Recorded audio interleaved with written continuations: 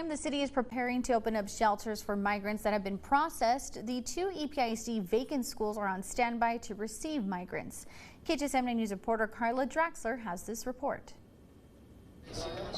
While hundreds of migrants sleep on the street, the city is preparing two shelters, one in vacant Bassett and the other at Moorhead Middle Schools.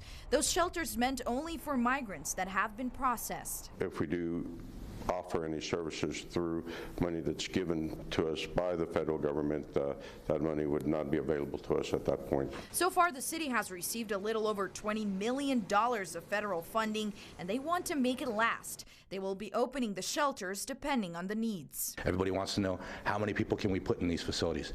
That's to be determined. It determines on the population that we're seeing. Single adult males, you don't want to put thousands of them in one facility. Family units, you want to give them some privacy. Both of these shelters were opened back in December, and one resident who lives by Bassett says he didn't feel safe. I don't like it. I don't stand for it.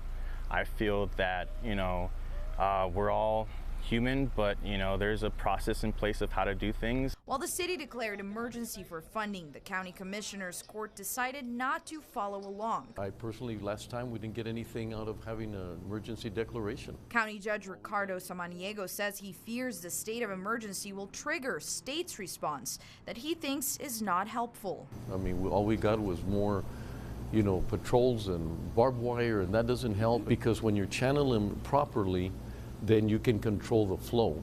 When you start blocking them, they come through all the sites, they go further and further out. Carla Draxler.